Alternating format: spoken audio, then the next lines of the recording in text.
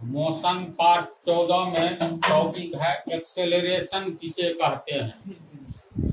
तो जानता है कि लोग एक्सेलरेशन सब नहीं जान रहा होगा। अभी मोटरसाइकिल में जब मोटरसाइकिल चला रहे होते हो तो कहते हैं न जी एक्सेलरेटर को तेज करो। एक्सेलरेशन ये शब्द जो बना है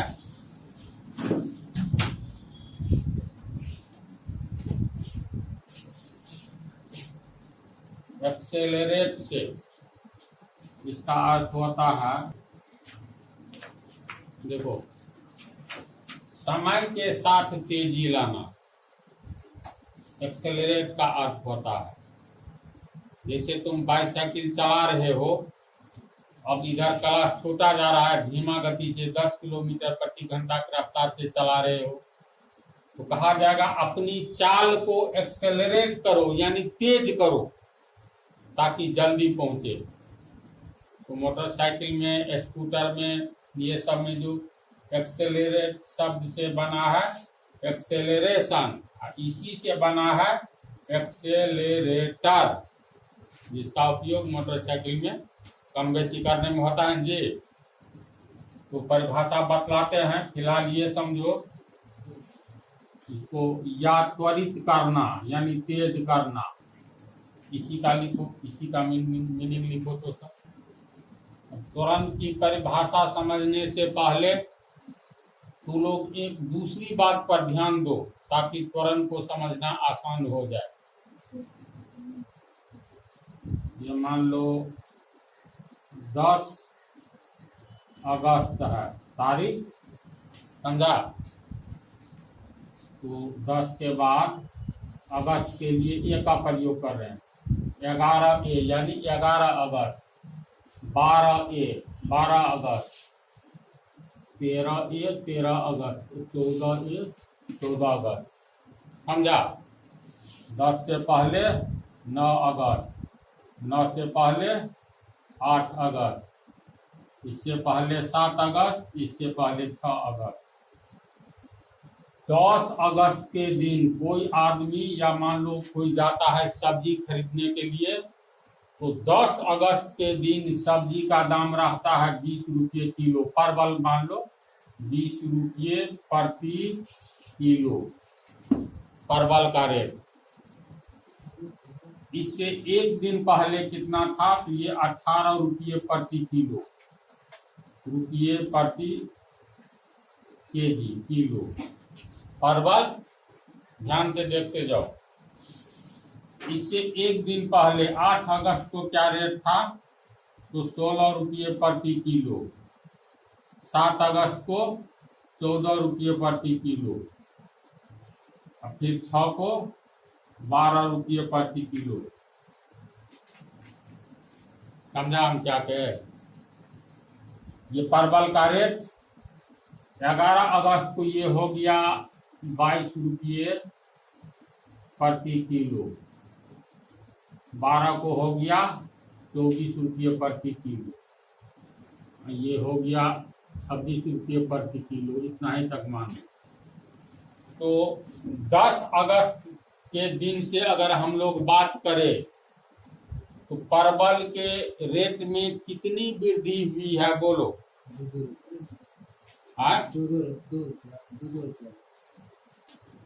10 अगस्त को 20 रुपये किलो था, तो 11 अगस्त को 22 रुपये हो गया, 12 को 2 रुपया फिर बढ़ गया, 14 को 2 रुपया फिर बढ़ गया प्रति किलो। इसका अर्थ है ये परवल के दाम में परिवर्तन किस ढंग से हो रहा है, 2 रुपया प्रतिदिन के हिसाब से बढ़ रहा है। अगर कोई पूछेगा जो परवल के दाम में वृद्धि, मतलब वृद्धि का दर क्या है, परिवर्तन का दर क्या है, एक शब्द होता है परिवर्तन। तो परवल के रेट में देखो परिवर्तन हो रहा है। दर का मतलब हुआ टाइम। जैसे मान लो परिवर्तन प्रति घंटा, कि प्रतिदिन हो रहा है, ये प्रतिदिन परिवर्तन हो रहा है, प्रति घंटा के हिसाब से नहीं हो रहा है। समझ रहे हो बात को?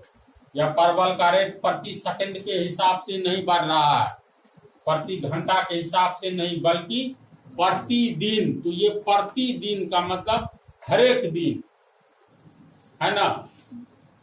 तो प्रतिदिन अगर कहेंगे परिवर्तन कितना हो रहा है, तो इसका सही आंसर होगा 2 रुपये प्रतिदिन। तो प्रतिदिन जब ये लगाए तो इसका मतलब हुआ परिवर्तन का दर। परिवर्तन हो रहा है, लेकिन किस दर से? तो 2 रुपया का अंतर है ना। फिर 11 और 12 अगस्त के डेट में देखो 2 रुपया का अंतर है, ये भी 2 रुपये का अंतर है, यानी प्रतिदिन 2 रुपये की वृद्धि हो रही है। तो कहेंगे ये परिवर्तन का दर 2 रुपये प्रतिदिन है। इसका मीनिंग समझना है मेनली, इसीलिए हम समझा रहे हैं। इधर आओगे 10 अगस्त से पहले क्या हाल था, पीछे की ओर अगर हम जाएंगे तो 9 अगस्त को था 18 रुपया, ठीक एक दिन पहले और कम था। जी बोलो तो इधर ये कम हो रहा है, इधर प्रतिदिन बढ़ रहा है। यहाँ से लेंगे तो या इस उदाहरण को हटाओ ना। परिवर्तन का दर 2 रुपये किलो प्रतिदिन, यानी 2 रुपये किलो, फिर प्रतिदिन। यहाँ प्रति का प्रयोग 2 बार हुआ है, अभी तक एक के बार तुम लोग पढ़े हो। अन्य सी बात, तो परिवर्तन का दर यानी इकाई समय एक तरह से समझो। यहाँ किलो है तो इकाई में, दिन है तो इकाई में, प्रतिदिन प्रति किलो। तो एक्सेलरेशन की परिभाषा क्या होती है? तो मान लो कोई पिंड किसी सरल रेखा पर गतिशील है, बिंदु ए से ये ए बी के बीच 5 मीटर की दूरी, ये हर एक 5 मीटर की दूरी को दर्शा रहा है 5m, समझा? सब 5m। तो एक पिंड ए से लेकर के बी तक जाने में 1 सेकंड लेता है, समझ गया? ए से बी तक जाने में 1 सेकंड ले रहा है। इसका वेग क्या कहा जाएगा? 5 मीटर प्रति सेकंड कहा जाएगा ना। एक रैखिक मार्ग पर जा रहा है, दिशा फिक्स है, तो इसका वेग हो गया 5 मीटर प्रति सेकंड। अगले अगले 1 सेकंड में ये 10 मीटर चला जाता है, बी से लेकर के डी तक। तो इसके बाद फिर अगले 1 सेकंड में ये 30 मीटर चला जाता है। तो बोलो तो कुछ अंतर आ रहा है। पहला सेकंड में इसका वेग था 5 मीटर प्रति सेकंड, अगले 1 सेकंड में 10 मीटर गया, तो बी से डी तक इसका वेग हो गया 10 मीटर प्रति सेकंड, हुआ ना। फिर अगले सेकंड में ये 20, 10, 20, 5 से 10, 10, 5, 15 मीटर। ये बी से ई तक की दूरी 15 मीटर है। अगले 1 सेकंड में ये जा रहा है 15 मीटर, यानी 15 मीटर प्रति सेकंड इसका वेग हो गया। तो प्रति सेकंड इसके वेग में कितना परिवर्तन हो रहा है? बोलो। 5 मीटर दूरी जी, 5 मीटर अधिक चल रहा है। पहला सेकंड में 5 मीटर प्रति सेकंड के रफ्तार से ये ए से बी तक दूरी तय किया। इसके बाद बी से लेकर के डी तक 10 मीटर की दूरी 1 सेकंड में ही तय किया, तो इसका चाल हो गया 10 मीटर प्रति सेकंड। ए से बी तक उसका चाल कैसा था? 5 मीटर प्रति सेकंड। तो देखो 5 से 10 और फिर डी से लेकर के ई तक 15 मीटर की दूरी 1 सेकंड में पार कर गया। इसका मतलब 15 मीटर प्रति सेकंड रफ्तार हो गया। तो पहला सेकंड में 5 मीटर प्रति सेकंड, दूसरा सेकंड में 10 मीटर प्रति सेकंड उसका वेग हो गया, फिर तीसरा सेकंड में 15 मीटर प्रति सेकंड हो गया। इसका मतलब हर एक सेकंड में ही ये 5 मीटर अपना रफ्तार बढ़ा ले रहा है, वेग में परिवर्तन हो रहा है ना। इसी बात लिखो तो परिभाषा लिखो तो इसको लिख लिया। वेग में परिवर्तन की दर को त्वरण कहते हैं।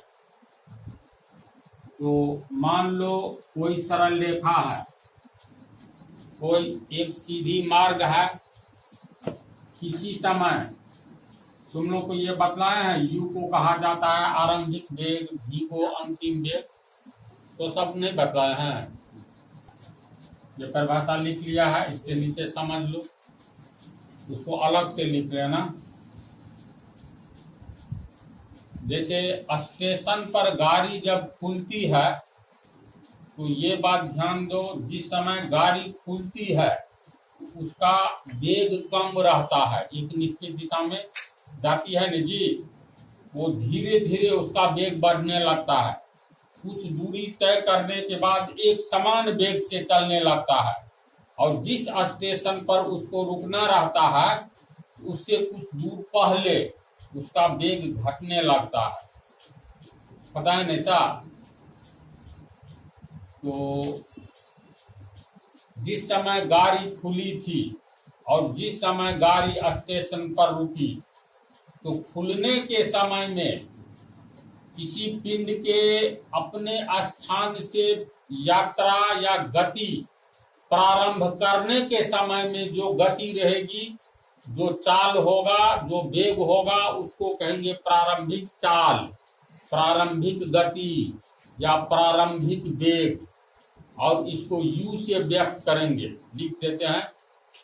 इसके बाद जैसे मान लो स्टेशन से एक रेलगाड़ी खुली और अगले स्टेशन पर कुछ समय के बाद पहुंच गई मतलब रुक गई, है ना। तो गाड़ी के खुलने के समय में उसका क्या चाल है या वेग है, उसको कहेंगे प्रारंभिक वेग। जब स्टेशन पर गाड़ी पहुंच गई तो उसका अंतिम वेग कहलाएगा। पहुंचेगी तो वेग उसका घटेगा ना, और बीच में उसका सबसे अधिक वेग रहता है। बीच का मतलब हो गया स्टेशन से खुलने के बाद उसकी गति बढ़ने लगती है, इसके बाद और तेज हो जाती है, जो एक लंबी दूरी तक होती है, और जब लगता है अब स्टेशन कोई आगे में आने वाला है तो उसका वेग घटने लगता है।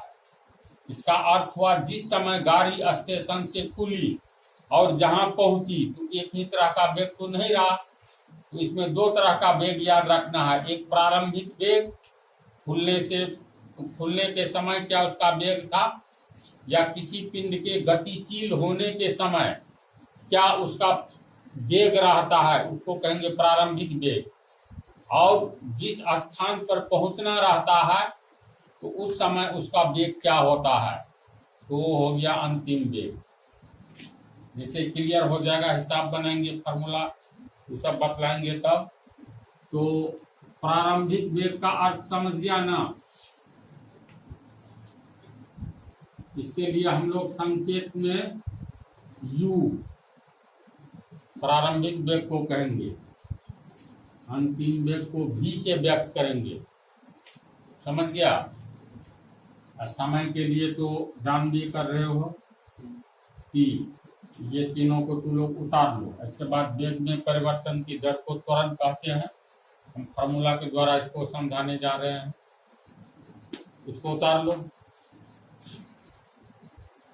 अब इसी संकेत का ही प्रयोग करेंगे। तुम लोग लिखो नहीं, ध्यान दो, त्वरण को थोड़ा सा ये टेढ़ा कीजिए।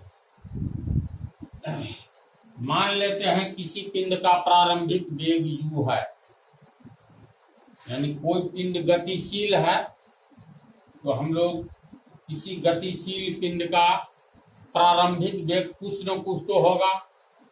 एक मोटरसाइकिल वाला का शुरू में मान लो 20 किलोमीटर प्रति घंटा के रफ्तार से जा रहा है, उसको लगा जो नहीं जाने में लेट होगा, अचानक ये 30 कर दिया, तो प्रारंभिक वेग 20 किलोमीटर प्रति घंटा, अंतिम वेग, और इसी वेग से पहुंचा तो अंतिम वेग 30 किलोमीटर प्रति घंटा हुआ। समझ रहे हो?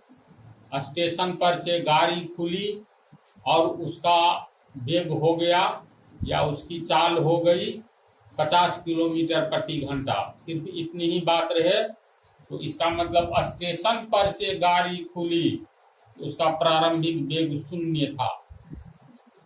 इसके बाद देता है स्टेशन पर गाड़ी खुली और उसका वेग 30 किलोमीटर प्रति घंटा की रफ्तार से वह चलने लगी रेलगाड़ी।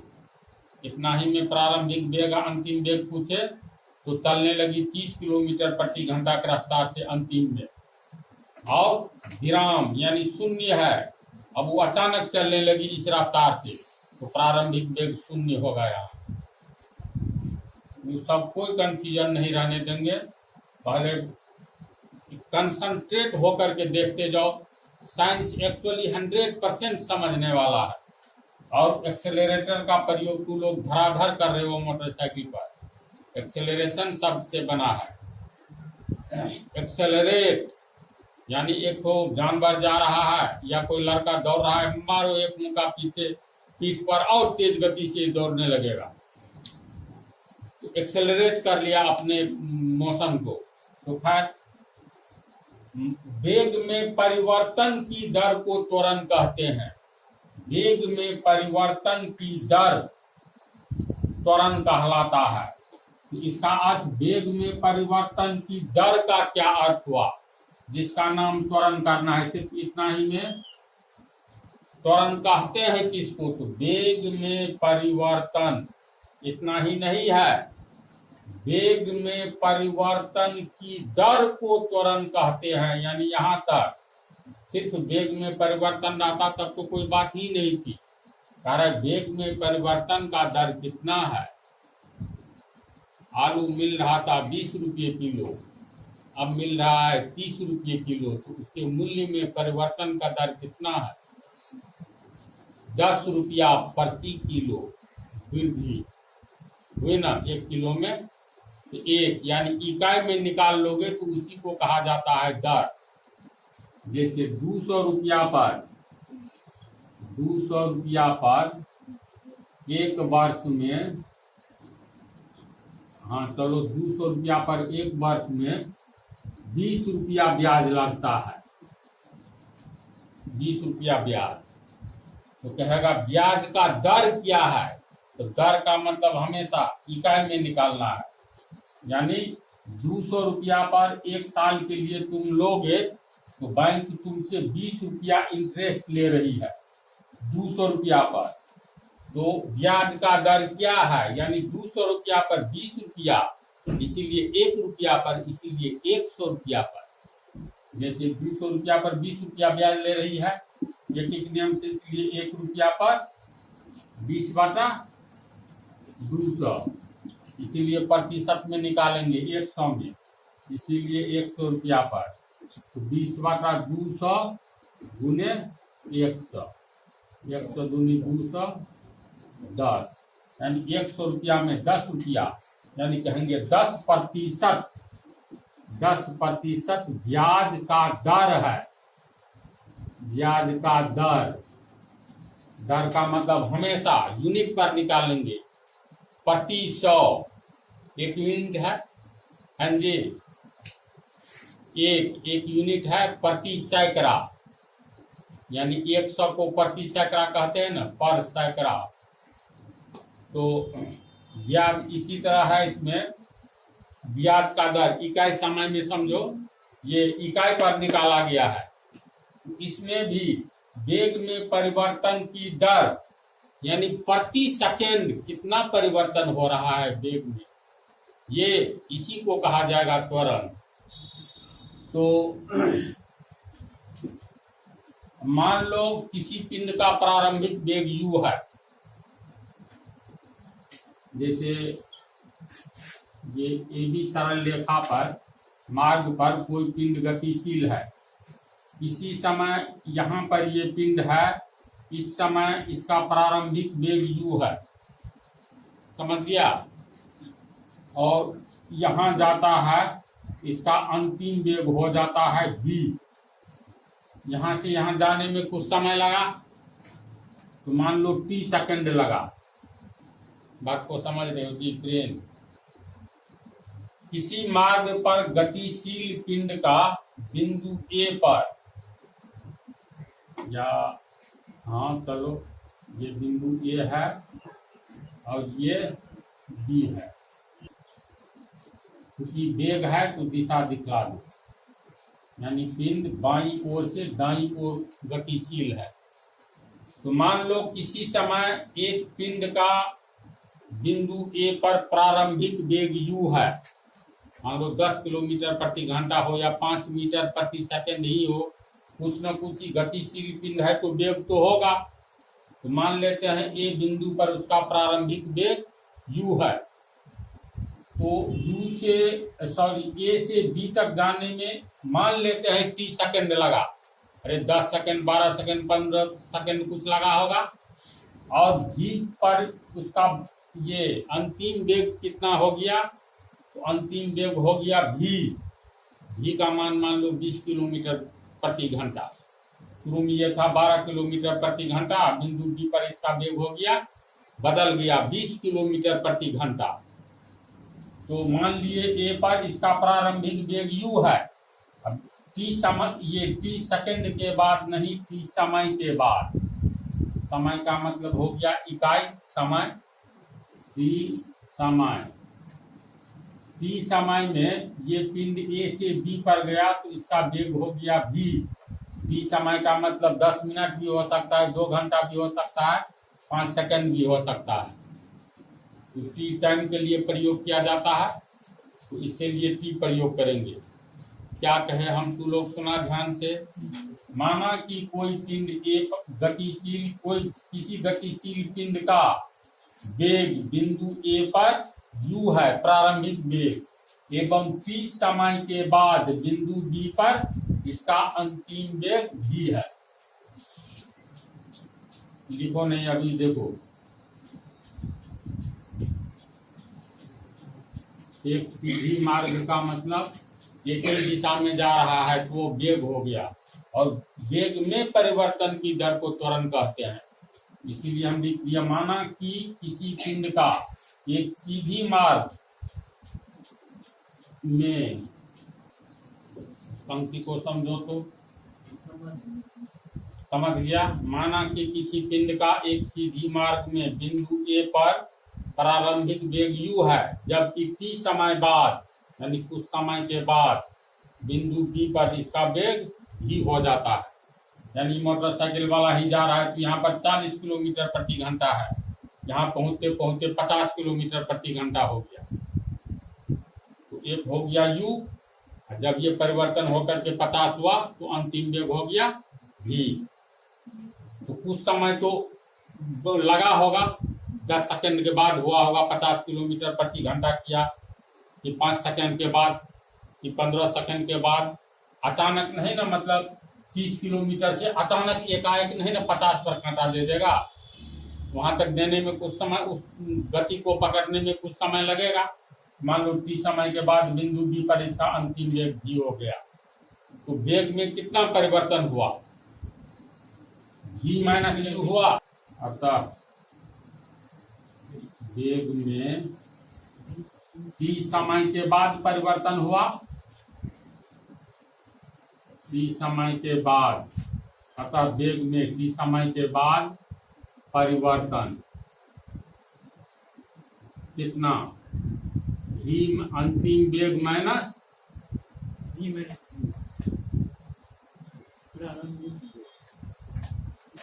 अंतिम वेग माइनस प्रारंभिक वेग। जैसे हम हो गया इसका मान लो 30 किलोमीटर प्रति घंटा का रफ्तार इसका बिंदु A पर था, यहाँ हो गया 40 किलोमीटर प्रति घंटा का रफ्तार वेग। तो वेग में कितना परिवर्तन हुआ, 40 में से 30 घटाओ 10 किलोमीटर प्रति घंटा, यानी अंतिम वेग 40 किलोमीटर प्रति घंटा। अंतिम वेग मतलब v, प्रारंभिक वेग घटा दो 30 किलोमीटर प्रति घंटा, यानी v में से u घटा दो, 40 में से 30 घटा देंगे तो t समय के बाद परिवर्तन कितना हुआ, वेग में परिवर्तन, अंतिम वेग में से प्रारंभिक वेग घटाओगे तो अंतिम वेग कितना है v, इसको v से व्यक्त करते हैं माइनस इसको u से व्यक्त करते हैं। इतना तक समझा। तो कहता है वेग में परिवर्तन की दर, जब ये परिवर्तन की दर का प्रयोग गणित में हो या साइंस में हो, कहीं भी हो, तो समझ जाना इकाई समय में परिवर्तन की दर खोज रहा है, यानी इकाई पर खोज रहा है। अगर 5 आम का दाम कल 25 रुपया था, 5 आम का दाम आज हो गया 50 रुपये, 30 रुपया, तो 5 आम में 5 रुपया बढ़ाना, तो परिवर्तन की दर कैसे निकालेंगे, 5 आम में 5 रुपया बढ़ा, इसलिए एक आम में 5/5 यानी 1 रुपया बढ़ा, तो परिवर्तन का दर 1 रुपये प्रति आम दाम बढ़ गया। आम के दाम में परिवर्तन का दर क्या, इकाई पर यानी प्रति आम 1 रुपया बढ़ गया, प्रति यानी एक आम पर। तो वेग में परिवर्तन की दर, यहाँ t समय में वेग में v माइनस u परिवर्तन होता है। मान लो t का मान 10 सेकेंड, 10 सेकेंड में ये परिवर्तन होता है। तो चूंकि t समय में वेग में परिवर्तन कितना है, v माइनस u यानी 40 किलोमीटर प्रति घंटा माइनस 10, 30 किलोमीटर प्रति घंटा। मान लो प्रारंभिक चाल 30 किलोमीटर प्रति घंटा था, 10 सेकेंड में 40 किलोमीटर प्रति घंटा हो गया, तो अंतिम वेग माइनस प्रारंभिक वेग यानी 40 किलोमीटर प्रति घंटा माइनस 30 किलोमीटर प्रति घंटा बराबर 10 किलोमीटर प्रति घंटा। कितने समय में, t समय में।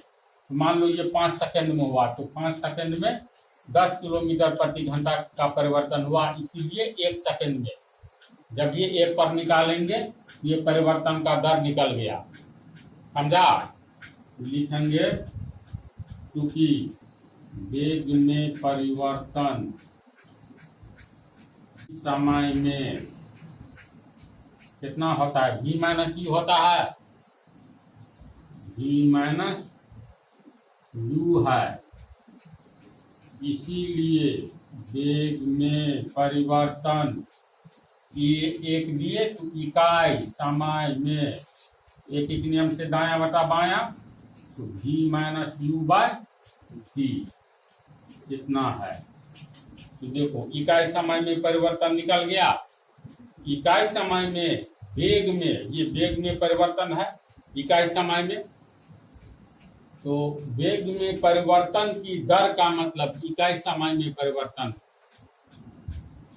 तो परिवर्तन कितना हुआ, v minus u by t, इसी का नाम है त्वरण, इसी को त्वरण कहते हैं। ये वेग में परिवर्तन का दर हो गया, यानी लिखेंगे अतः वेग में परिवर्तन का दर, इकाई पर निकाल लेते हैं तो इसी को परिवर्तन का दर कहते हैं। समझ गया ना। तो परिवर्तन का दर यानी इकाई समय में बराबर v minus u by t। समझा। तो इसी का नाम है वेग में परिवर्तन के दर को त्वरण कहते हैं। तो वेग में परिवर्तन का दर, इसके लिए लिखेंगे इसीलिए त्वरण बराबर v minus u by t। समझा। त्वरण के लिए प्रयोग करते हैं हम लोग एक्सेलरेशन का पहला अक्षर ले लो ए का मतलब हो गया एक्सेलरेशन यानी त्वरण। तो इसके लिए प्रयोग करेंगे ए, तो ए बराबर हो गया v minus u by t। समझा। अब ये हो गया फार्मूला। अब इसमें अपने से देखो क्या परिवर्तन कर सकते हो। तो तिरछा गुना करेंगे, इक्वेशन आता है ना AT और AT बराबर v माइनस u को इस ओर लाओ, तो u आएगा तो माइनस u प्लस u, ये v यही रहेगा, प्लस AT को इधर लाओ, v माइनस AT, u बराबर v माइनस AT। ये भी फार्मूला है, मतलब ये आ गया। अब इस पर हिसाब है, तो पहले तो लोग इसको उतारो, यहाँ तक उतारो तो इसको समझा। जी उतारो एक बार और बोल देंगे उतारो। फार्मूला को जाना ना चलो।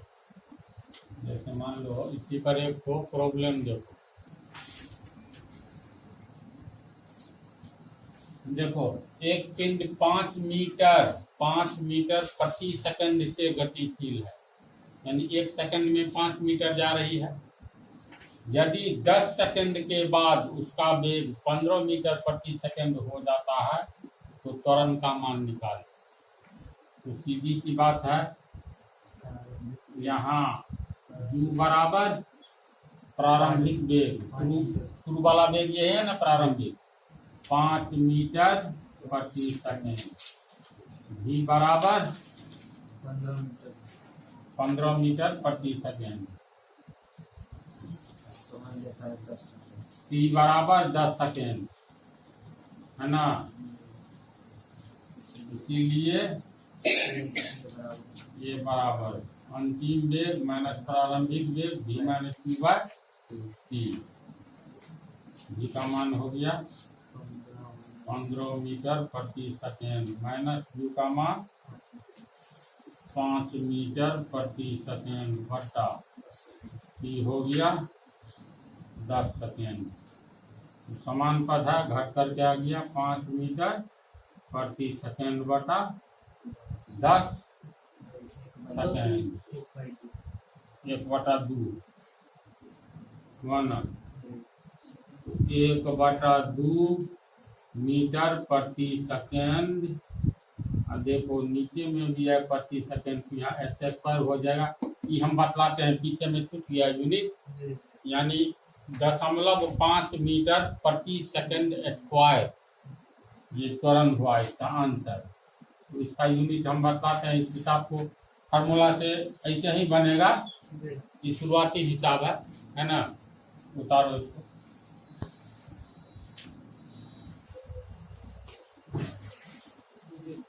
कैलकुलेशन सही कर लो। 15 मीटर प्रति सेकंड में से ये जो घटाए थे, मिस्टेक से 5 लिखा गया था, ये होगा तुमको 10 मीटर प्रति सेकंड बटा 10 सेकंड, समझा। 10 और 10 कट गया तो 1 हो गया। 1 मीटर प्रति सेकंड स्क्वायर आंसर। तो त्वरण का मान हुआ कितना। इस समय कैलकुलेशन मिस हो गया था, सुधार लो।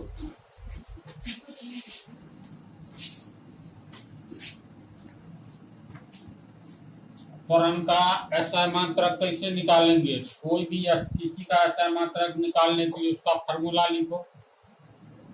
तो त्वरण यानी एक्सेलरेशन बराबर v minus you by T, पता है ना। तो त्वरण का मात्रक बोलो क्या होगा। ऐसा मात्रक वेग का मीटर प्रति सेकंड होता है, याद है ना। तो मीटर प्रति सेकंड माइनस ये अंतिम वेग है, ये प्रारंभिक वेग है। तो वेग अंतिम रहे या प्रारंभिक रहे, मीटर प्रति सेकंड होगा। तो मीटर प्रति सेकंड की समय के लिए सिर्फ सेकंड, तो एस। लेकिन इसको काट नहीं देना, इसलिए नहीं काट देना, ये अंतिम वेग है, ये प्रारंभिक वेग है।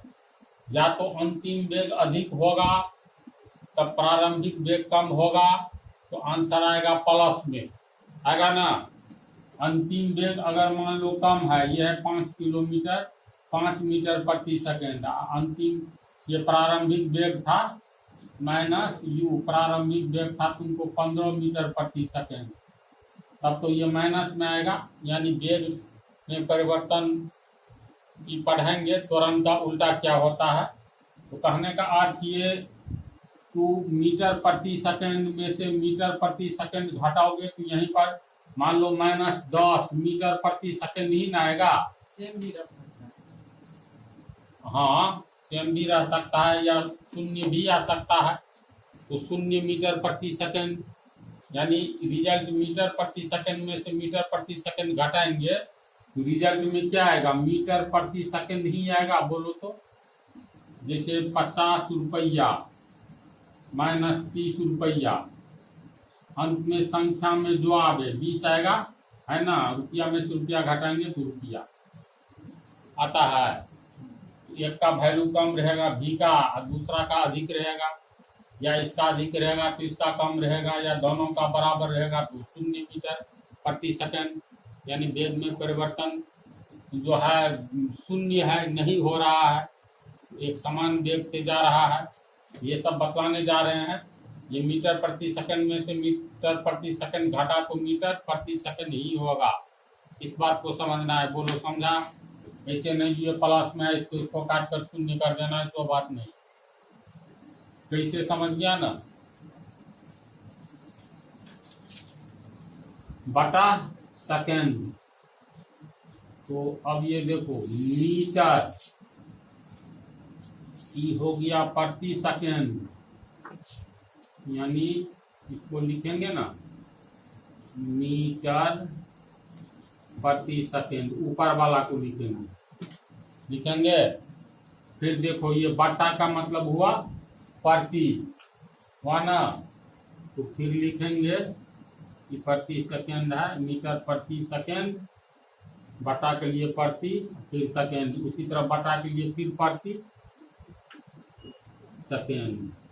यहाँ समझो, तू लोग लिखो नहीं, मीटर प्रति सेकंड को मीटर प्रति सेकंड, प्रति के लिए फिर एक लकीर सेकंड। यानी इसमें इसको तोड़ोगे, यहीं पर डायरेक्ट तोड़ोगे तो देखो ऐसे समझो, ए बटा बी बटा सी, इसका अर्थ हुआ ए बटा बी। इसको जो तोड़ोगे तो ए बटा बी गुने 1 बटा सी लिख सकते हो। हाँ, ए 1 को गुना करोगे तो ए बटा बी सी, यानी ये बटा वाला भी नीचे में आ जाएगा। अर्थ ये हुआ, है ना। एक दूसरा उदाहरण देखो, 2 बटा 3, 2 बटा 3 गुने मान लो 5। इसका अर्थ क्या हुआ, ये 2 बटा 3, 2 बटा 3 फिर बटा में दे दो 5, ऐसे, या 2 बटा 3 बटा 5 ऐसे भी लिख सकते हो। हाँ, तो पर भी, तो इसको जब तोड़ोगे तो 2 बटा 3 गुने 1 बटा 5, ये हो गया 2 बटा 3 गुने 1 बटा 5। यानी दोनों बटा जो रहता है ये कैसे टूटा है, समझा इसको। उसी तर्ज पर इसको तोड़ोगे तो मीटर बटा सेकेंड गुने 1 बटा सेकेंड, इसको हटाओ तो ये कितना हुआ, मीटर बटा एस स्क्वायर। समझा? मीटर बटा के लिए प्रति एस स्क्वायर, यानी मीटर प्रति सेकंड स्क्वायर। जो त्वरण का मात्रा क्यों इतना हुआ तो कारण समझा? चलो लिखो तो।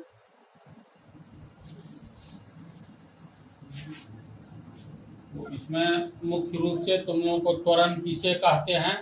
वेग में परिवर्तन की दर को त्वरण कहते हैं, है ना।